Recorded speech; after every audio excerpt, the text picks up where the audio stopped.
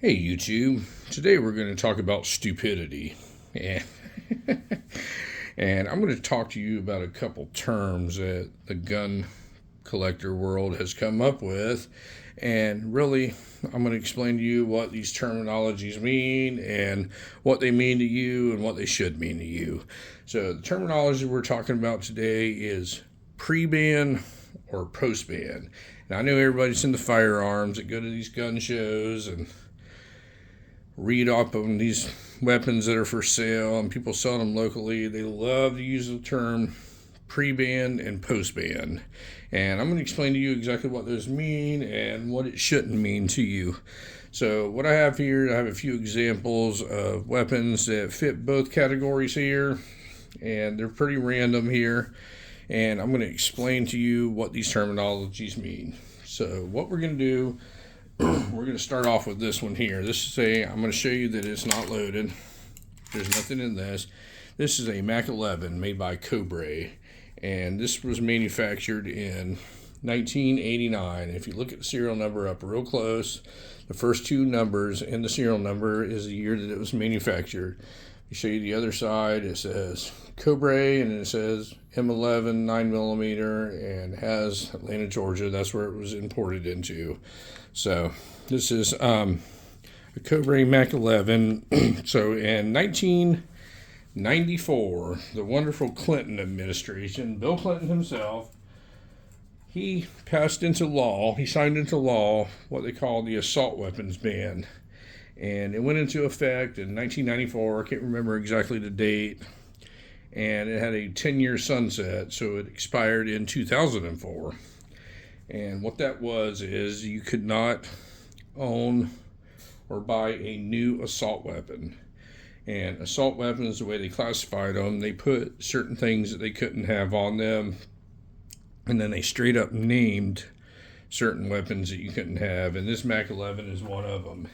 It has a couple of the evil features on it, like the threaded barrel on it. You couldn't have that. You couldn't have this long extended magazine in it. Anything like that. This was definitely a banned item. But the good news, if there is any good news out of an assault weapon ban, is that if you already owned one, you were good to go. It was grandfathered in, but you couldn't buy a new one. So if you actually wanted to go buy like an AR-15 or this MAC11 or something like that, it was absolutely ridiculously priced because there was only so many of them out there, and you had to pay whatever somebody was willing to sell it to you for. But you could not buy a new one. You couldn't buy any magazine over 10 rounds. It was just crazy times at that time. But that all came to a sunset in 2004, and all those guns, like this one, this MAC11, it's called quote unquote a pre-ban gun. It was made before the ban in 2000 or 1994. It's irrelevant now. You can buy anything right now. So when somebody's trying to sell you something, usually the pre-ban word it means they want a lot of money for it, and they're trying to justify it. But folks, don't buy into the hype. Now the next one we're going to look at here, this is what they call a MAC90, and I'm going to show you there's nothing in this one either. I'll show you there's nothing in this. It's not loaded. Now this one's a little bit different here. This is a MAC90 made by NORINCO. Let me show you the NORINCO right here.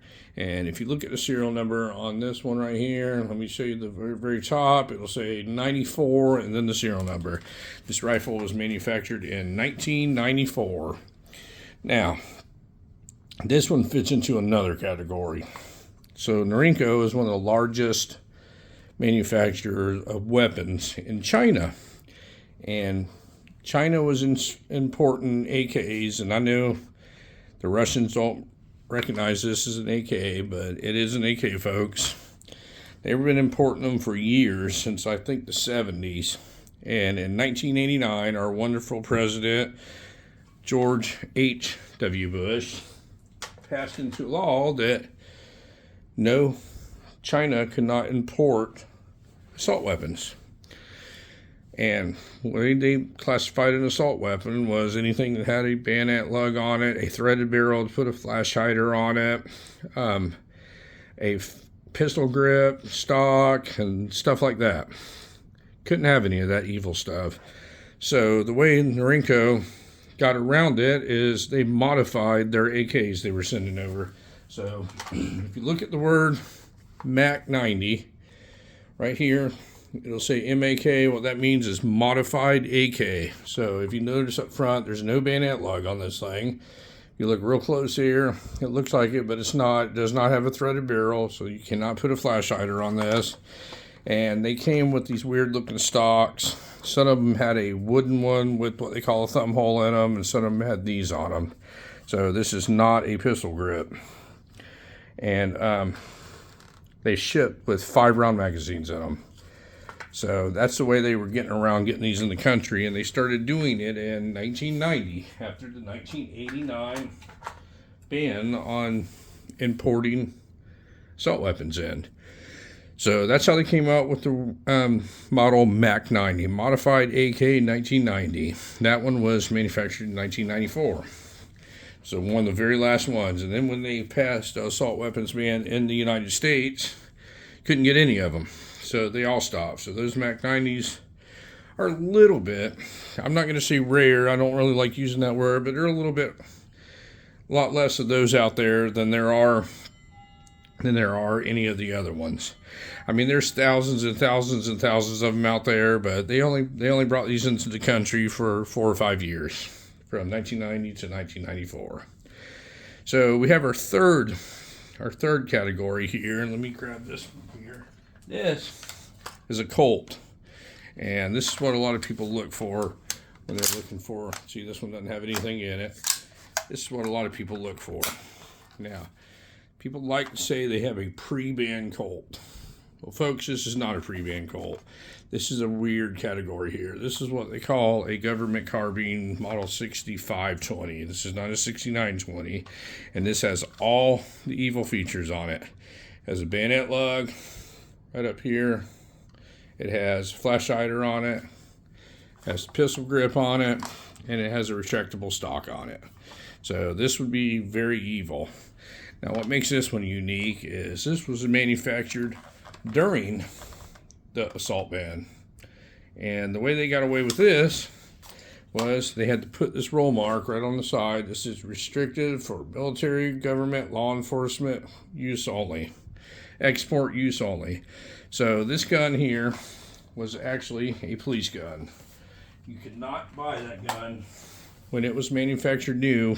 The general public could not buy it.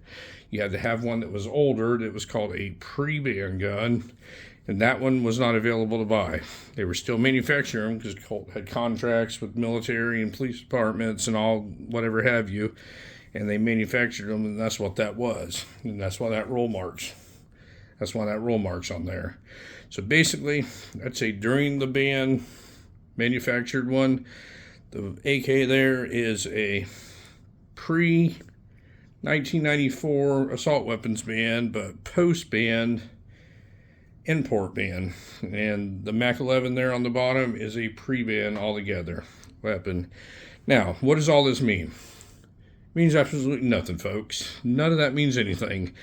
That Colt AR on top, you can go buy an AR right now, $500-$600 from like Palmetto State that has all the same stuff on it, and it's just as good, if not better, than that old Colt rifle.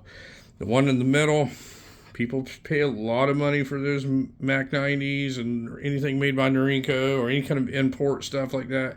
You can buy all day long. You can buy Century Arms or Riley Defense, AK made in the United States, just as good as that one. Doesn't matter. The MAC11 there on the bottom, I mean, I guess you can buy like a Masterpiece Arms today that's a knockoff of that one, or hell, you can just buy a Glock, put an extended magazine in it, and you have pretty much the same thing. I mean, this thing here is pretty much worthless. It's a big block of steel. It's a pistol that has a big, long extended magazine. So they make 33-round magazines for Glocks now, so this thing actually became irrelevant. But that's the video I wanted to do today. I wanted to teach you what a pre-ban, post-ban, whatever ban it is. Anytime somebody's sitting there and they're trying to sell you something and they start using the words pre-ban and post-ban and all that kind of stuff, walk away, folks. It doesn't matter. They're trying to get you to overpay for something, and all these things here to the right people will command quite a bit of money.